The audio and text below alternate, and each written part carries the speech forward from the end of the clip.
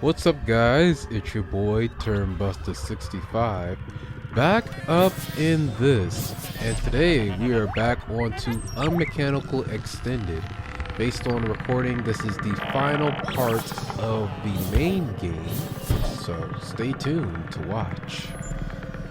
Ooh, it's pretty interesting because the day I recorded this, which would be yesterday, today's Tuesday, yesterday was Monday. I did this right before the Monday Night Football game, and I expected to get this all recorded in one time, but unfortunately I didn't. So later on in this recording session, you're gonna see where I had to cut, which is where the game started, and then I come back to this after the game was over. This I was a little bit confused on, but obviously you're supposed to do a little bit of, not Simon Says, but a beat pattern thing.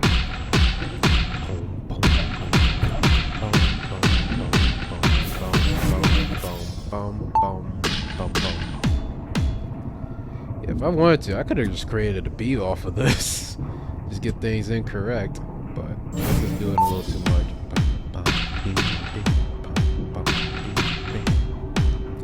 The other thing I can bust out a freestyle, I'm not gonna do it. I mean, I can, because I'm a rap master. Like, I can attack faster. I already messed up. I did a little bit of a stumble in there. Too late. But I do like the different elements of puzzles in this game. I think all of them really require to work on your brain. They're simple, yet effective in terms of stumping you. The only one where I truly felt like I didn't understand completely is the bullseye puzzle in part 4, which is the last part. I think it's part 4. Either part 4 or part 3. Sorry, can't exactly remember it offhand, but I could check right now. But I'll break my concentration of commentating, because when I do this post audio, I like to do it all in one sitting. So yeah, I was doing this a few times, so I was trying to get the pattern of it. But this is top. Yeah, the first one is going to be a top, and then there's a break in the second. The third is the both of them. Fourth is the top, and then the fifth one is the bottom. 6 is a break, and then the 7th is both of them, and then 8 is nothing. So there you go. Boom. Ugh. But but yesterday's game was pretty. It was the Dallas Cowboys and the Los Angeles Chargers. They both scored a touchdown within the first 3 drives of the game. I think it was.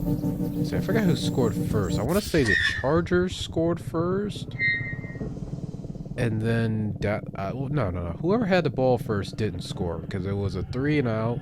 And then Dallas, I want to say, scored first, and then the Chargers scored first, something like that. But the Mall Lovers ended up starting to go for field goals. No, I know now. Chargers scored a touchdown, and then Dallas scored a field goal, and then they eventually scored a touchdown, and then, yeah. It's looking to be an exciting game. And then also that second quarter where Mike McCarthy apparently didn't call a timeout with 8 seconds left, and you have a random cut where at the commercial it's 3 seconds, and everyone, including Troy and Joe, I was trying to say both their names together for some reason, but Joe and Troy figuring out where the hell 8 seconds, when 8 seconds become 3 seconds. Yeah. But at least the Cowboys knew how to score under 20 seconds left in the second quarter, unlike the Giants. Who decided, hey, let's run an RPO. And in hindsight, it's not a bad play because you're giving it to Saquon. You're a yard or less than a yard away from the goal line. But you want to do that play when you have, first of all, no timeouts, and 2, when you're confident in your O-line to create a hole for your running back to get into the end zone. So yeah, that was bad. And then on top of that, Giants fans would have complained about there being a hold or pass interference on that last play of Darren Waller coming to the end zone. But the play beforehand, they got a PI, which I think that was a good call on PI. It was contact there, and the ball was a better thrown ball. But that last play, Tyrod Taylor throws that ball too high up for even Darrell had the opportunity. That just would have went through his hands. That would have been too tall for him to get. And without that contact being there, people would have said, oh, Tyrod threw it too high. Either way, the play calling for that play, I didn't like it. It felt as in the second quarter, they should have went for a pass play. The fourth quarter, they should have called a run play. Why not give it to Saquon again? But then people will argue, well, they already stuffed them before on the goal line in the second quarter, so why run it again in the fourth quarter? Well, because running the same play in different situations is, running the same play in different situations is not going to yield the same results. I mean, unless you're the Eagles with the QB sneak, aka the tush push, the bush push, the brotherly shove, the brotherly love, the hug, whatever you want to call it. As I'm talking here, we move on to this. This guy's a freaking prick. I was so confused. I thought for a second he was holding the door for me to go there, and I was late. And then when I went there, he closed the door, so. But then I get it. It was just, I was never supposed to go through the door to begin with. Now this puzzle stumped the frick out of me. This stumped me hard. When I looked at it initially, I was thinking it was a order thing, but then I saw that, so then I thought, okay, I'm just gonna put this to the TVs. But then when I saw that these energies affect all the TVs, it threw me off for a loop. You can see right there how that affects all the TVs. But I'm gonna give you guys a chance here to figure out the solution to this before I go and spoil what it is. I'll give about a minute. I've been trying to catch back up on reading. I read a book called C is for Corpse about a couple weeks ago. I've been talking to somebody, and they've convinced me enough to get back to reading. I used to read a lot when I was much younger, but that was because there were rewards involved. I'm talking about elementary school. There being points, there being gifts, rewards in class, kindergarten, first grade, second grade, third grade. Once I moved to the elementary school I went to before in the fifth grade, that never became a thing again. And so I just stopped reading much altogether, other than books that, of course, your English class requires you to read as part of the class thing. And then also the sort of things where you do a library report. It was mainly middle school that did it. I don't think it was much in high school. Remember your English class, how your teacher have you read a library book or get a library book and then put a report on it telling about where you are in the chapters, to a little bit about it. If you never had that before, then disregard that, but yeah. Alright, and we're coming up to the part where we're going to get this fast forwarding. So the solution to this, as I've alluded to, is the TVs display the order. Now, every time you pull that lever, it does randomize the order, but whatever you see it in, those rows end up being rows of 5. So you'll see a TV that has only 1, a TV with 2, TV with 3, 4, and 5. And whatever they show up in, that's where you need to put those blocks on, because the blocks also represent 1, 2, 3, 4, and 5 respectively, which add up to 10. And if you put all the energies in there, those TVs will all remain same on the top row. So, for example, if I reset this and the first starting block I get is 3, then I need to put the 3 block onto the 3, and then I need to subconsciously remember the other positioning of the others. So I need to put the 5 one to the one that eventually end up being 5 on the top row, the 1 block with the 1 that end up being the 1 in the top row, and so forth. So collectively, this puzzle took me 9+ minutes, almost 10 minutes, almost. I counted, but it took me at least 9 minutes to get it. I got frustrated. Unfortunately, I wish this was the only puzzle that caused me to lose my mind, but it was not. There is a much simpler puzzle that stunned me than this one that you'll see later on in this video. But yeah, here's the solution. So you see right here, 1, 2, 5, 3, 4. So the first one is 4, so I put the 4 1 there.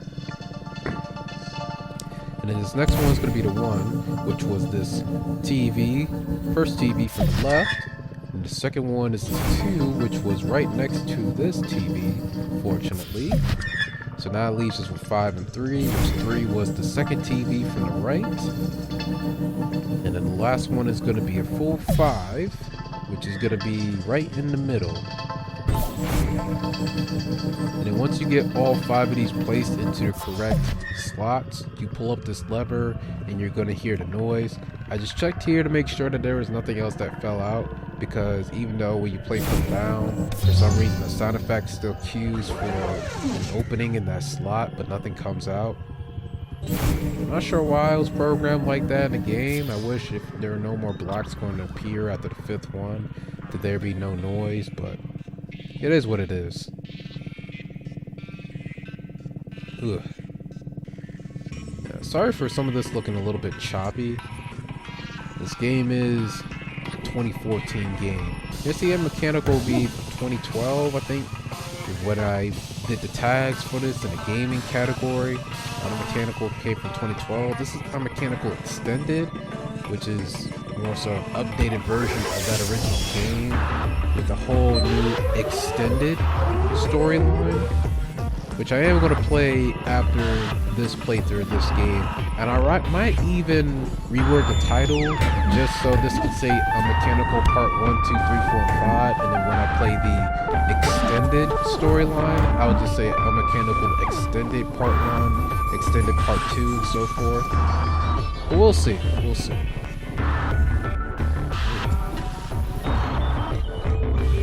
Music is a little bit Metroid. Sounds really great. Early 2010s game. This is the updated music. That sounds great, regardless. I was a little bit annoyed with this because it was semi-hard to kind of pass through those. You see right there? It kept kind of gravitating me towards the left because I had to go an angle down, and I was kind of dragging my stick a little bit too far down. This was, I honestly got lucky with this one. I didn't understand, but as soon as I grabbed the third one, I understood. Then I just sort of went through like that.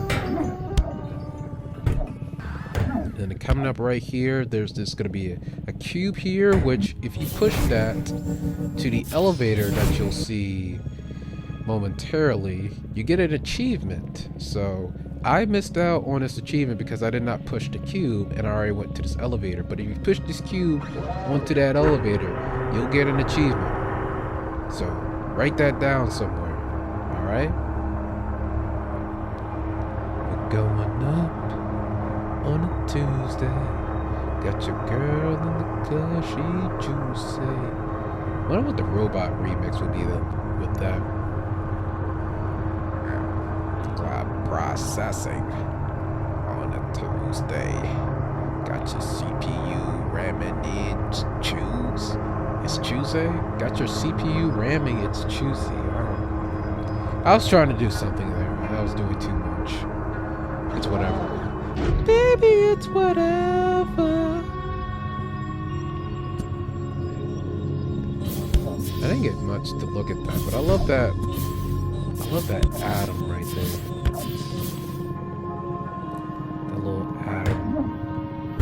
It's beautiful. I wonder we're at the brain, because we saw the heart earlier. It must be at the brain. I didn't even realize how close we were to the end of the game at this point. See this door. Now remember when I said that we got to a place where I got super stumped at? This is the place. So I'm gonna give you a minute to process what I should have figured out instantaneously. So I got this thing processing, of course. Poops out a little light ball and then it gets shipped over. I see this cap. I didn't pull it all the way, but you pull it all the way, there's this red button. You press the button, an opening appears on the right side, which you go in, and then you see this lever, which controls those little, I guess, pipes. There's little pistons there. That opens up. Then you press the button again, which moves the doors. That'll close that back down. Now, can you tell me what I'm supposed to do once I do that?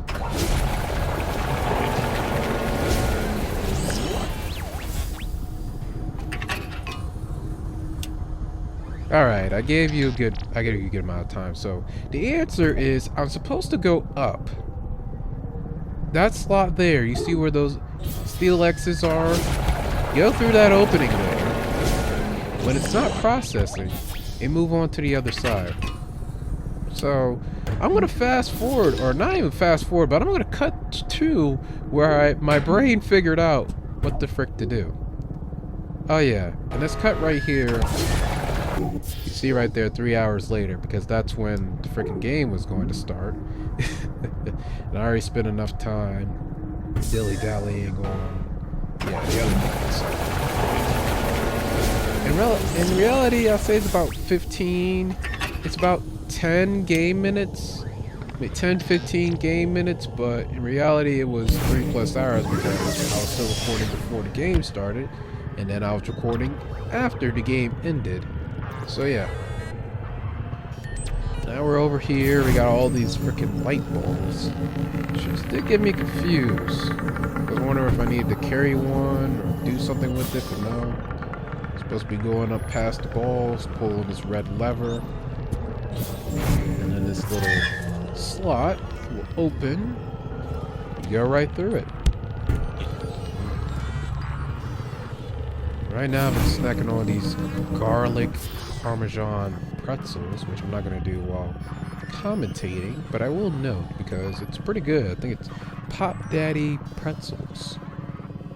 If you see them at a Walmart, Kroger, Harris Teeter, Aldi's, whatever grocery store you find them at, recommend to get them. They're regular pretzel sticks with a hint of Olive Garden in them. If you know what Olive Garden is, then you'll understand that. If not, then just know it's an Italian restaurant chain. An Italian in quotation marks, of course, because we're American. And anything that's not American is in quotation marks, especially if it's Chinese food.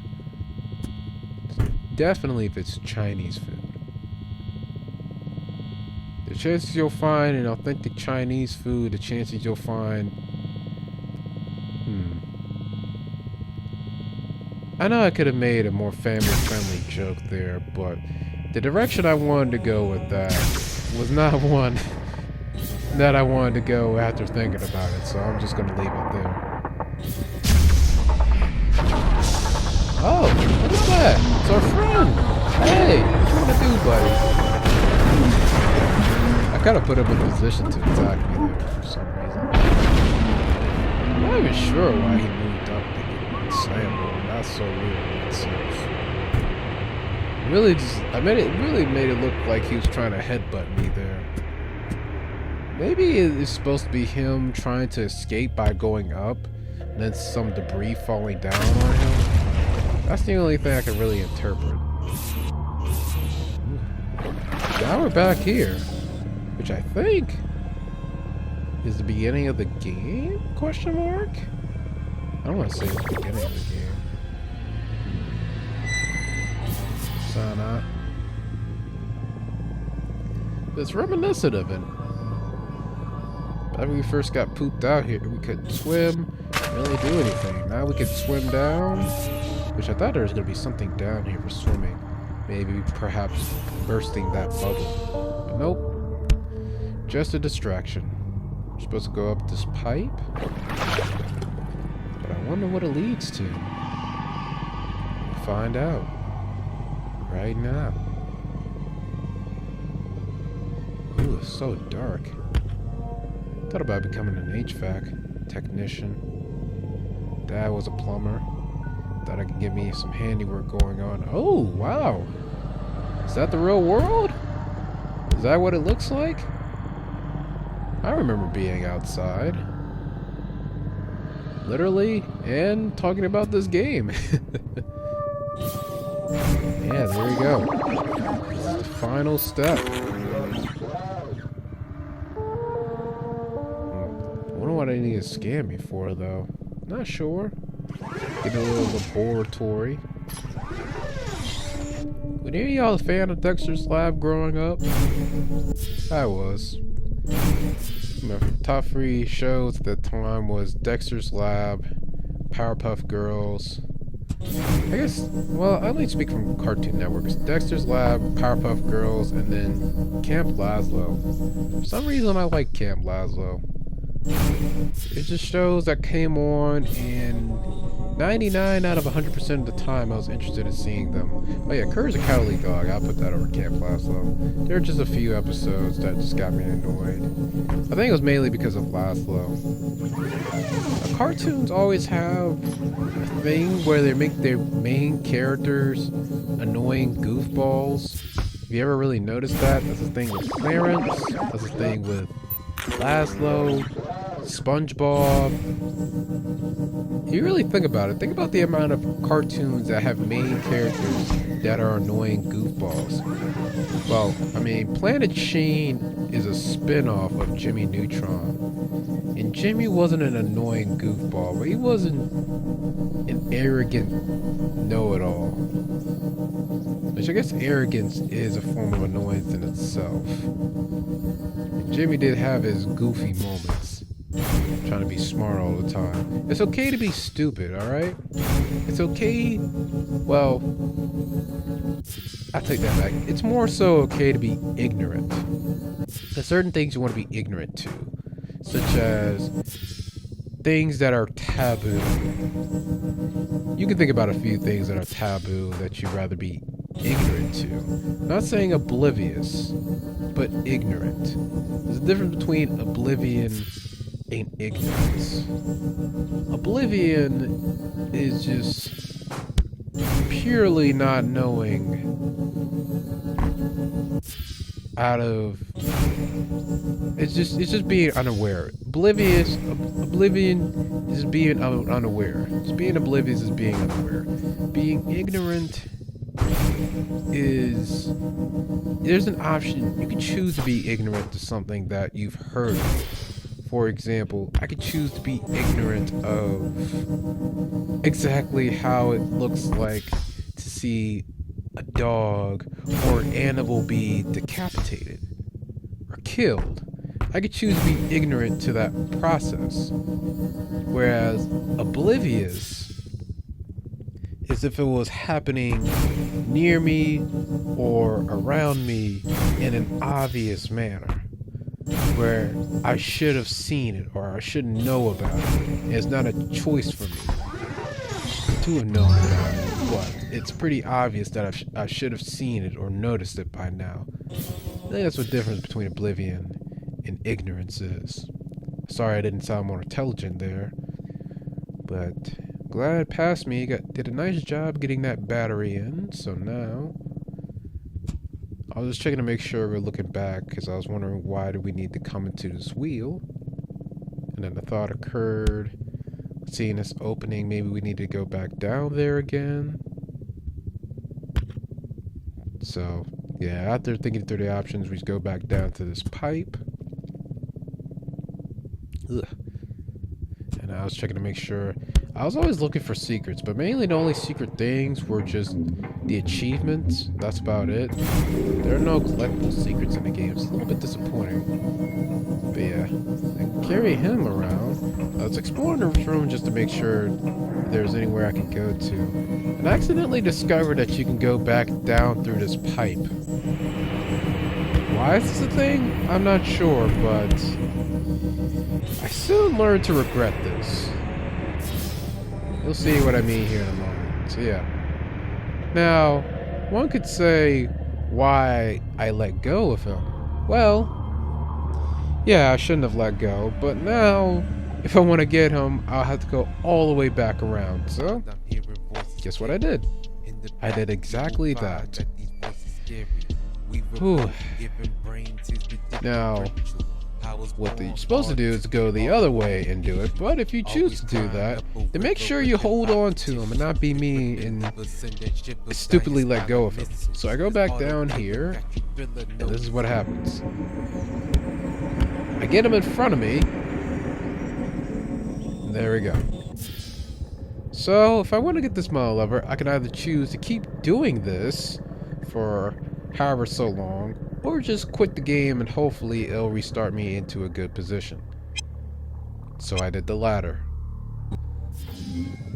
Now we're back. This is what you're supposed to do, is grab him and go this way. Like I said, you can go the other way, but just ensure that you're holding on to him the whole time. Yes, I had no idea the first time I went down that pipe it was going to resurface. Usually games are great at blocking off things you went down before, whether there's an invisible wall or, yeah, just with an invisible wall. But there's no invisible wall there. It still served the same function, and I got his body stuck there. And technically, it's not the first time I had to quit the game. I think the first time I actually quit the game was mid-recording for something? No. I think I was about to quit the game and I didn't. Oh no, the game crashed. That's what happened. Yeah, the game crashed. Well, I guess this is the first time I intentionally quit the game to do something. But it's not a rage quit. Either way, there we go. We climb up this pipe. I just carried him around just to just to mock his corpse. But lifting up here. Wow, whoa. Are we getting up to heaven? Wait a second. Am I free? I'm free. We did it. We reached the end of the game. Alright. Thank you guys for watching. Like this video. Subscribe to become a treasure today. And stay tuned for the extended story videos coming soon. For now, peace.